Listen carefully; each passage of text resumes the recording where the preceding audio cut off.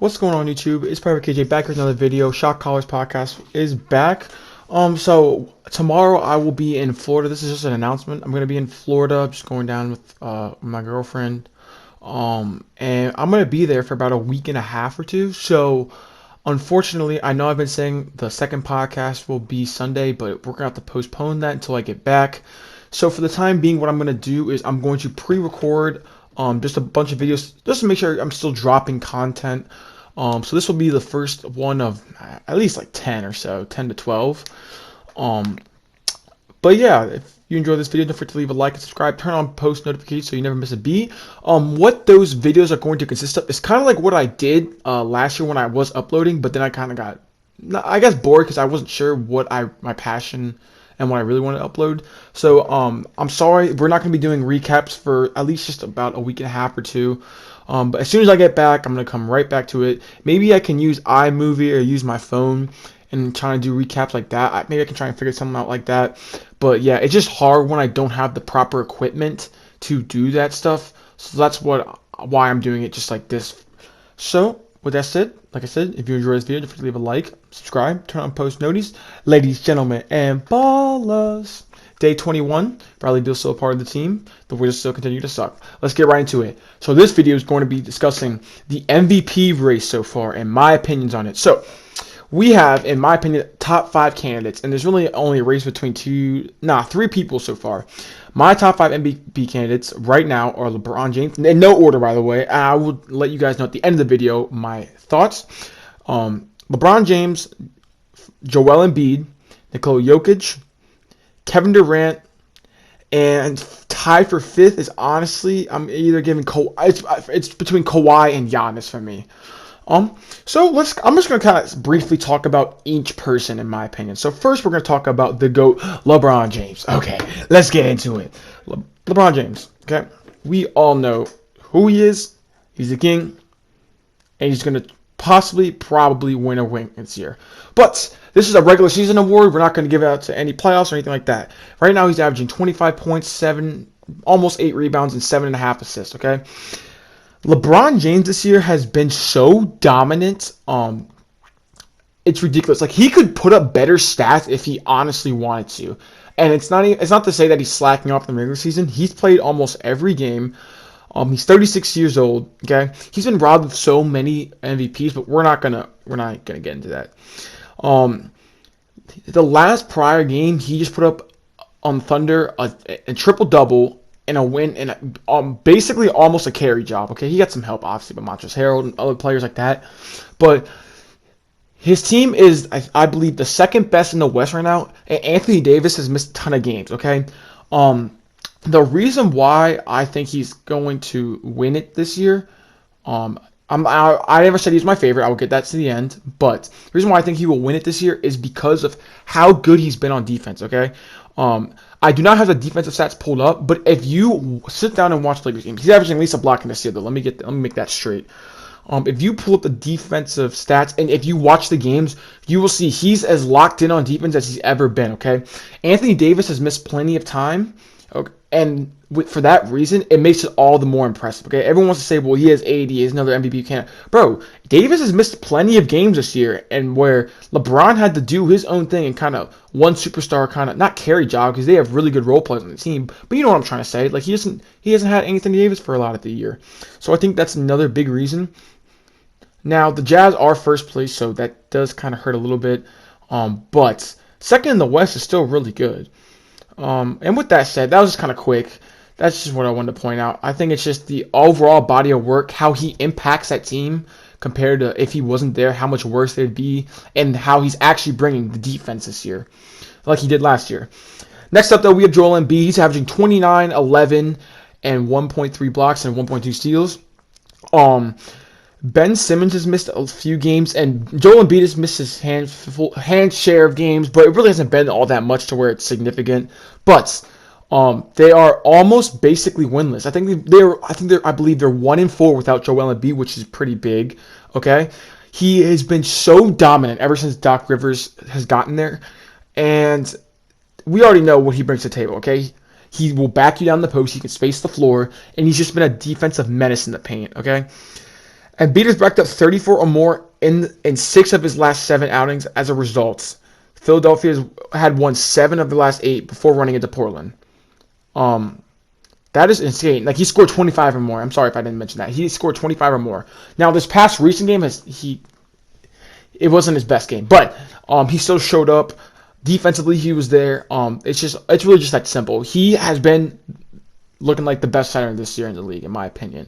Jokic, I've always said that I thought was better than him. Like, I think last year I said, but this year I believe that Joel Embiid has been better than Nikola Jokic, in my opinion.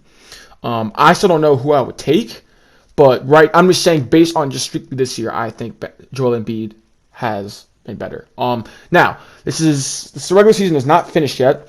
We are uncertain about Joel Embiid's health. He's already missed some share of games, like I said. So at the end of the day, that will eventually hurt him. Next up, though, we have Nikola Jokic. He's averaging 27, 11, and 27, 12, and 9 with 1.5 steals, basically.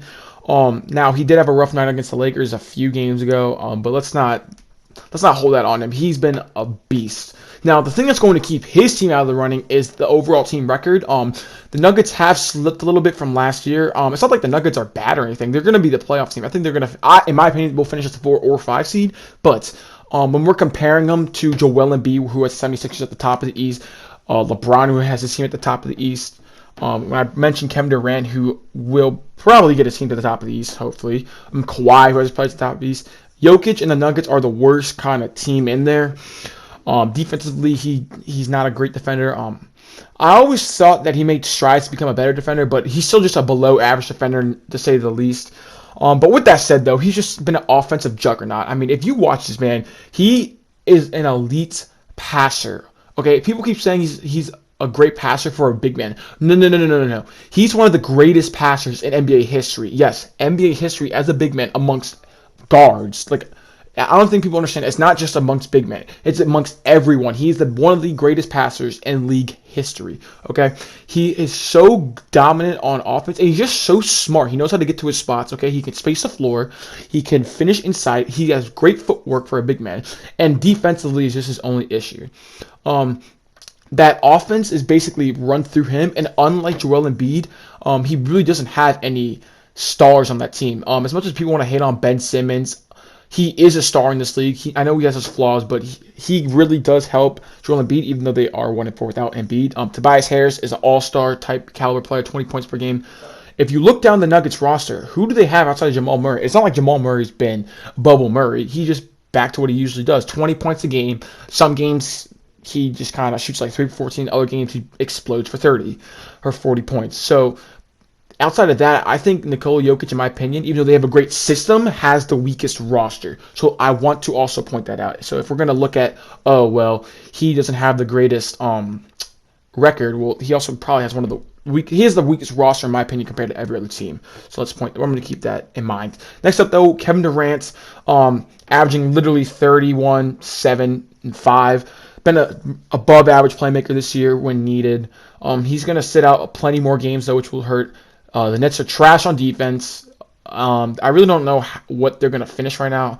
They've had plenty of issues at the same time. They're winning some games. It's really not for much for me. What KD has going for him, though, is the Comeback Player of the Year award, and people might use that in a biased way to vote for him. So that was just really quick. Kawhi Leonard, I think I'm going to keep him at 5 instead of Giannis. Kawhi, he's averaging 26, 5, and 5 on 1.9 steals. Paul George has been out recently, so that might help Kawhi. But he's just been really good. I think they're a 3 seed right now, if not the 2 seed.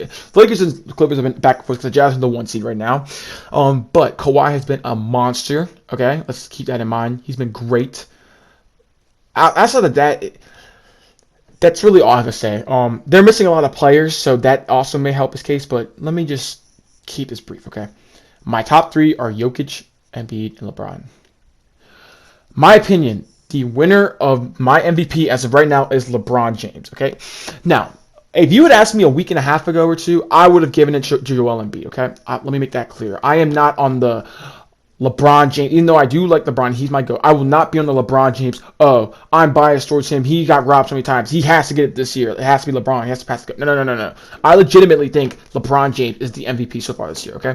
Now, I understand that Joel Embiid has been so dominant this year. I understand that. But at the end of the day, I think I look at the overall body of work. Now, I understand he hasn't missed a ton of games, but LeBron James has played literally every game except for like one or two, I believe. Now, I'm a little bit basing this off of I know Embiid will miss plenty more games, okay? And I think that's a huge factor. I also think LeBron will lead his team to a better record. And I just think that when you truly think about it, that Lakers team without LeBron is like, think about it, like the Pelicans. I'm not saying they're as good or as bad or like the same, but they're record-wise like the Pelicans. They're a playoff team potentially. If not, they're like at the 9 to 10 seed. Whereas Embiid on that non-team, they are 1-4 without him this year. They can be a playoff team like a 5 seed in the East, considering it's the East. So I just want you guys to keep that in mind. That is my pick for MVP. I'm taking LeBron James. If you have any other person you want to mention, leave it down in the comment section below. Now, I am aware I did not go into too much detail on my MVP race, so that's my fault. But I do plan towards the end of the year, I plan on dropping a full detailed MVP race when it's more narrowed down the top 3, okay? This was just kind of a quick little type video where you guys got my opinions on the MVP race so far. I'm probably going to do 6th man of the year, coach of the year, stuff like that. But with that said, I'll conclude the video. Don't forget to leave a like and subscribe. Private KJ out.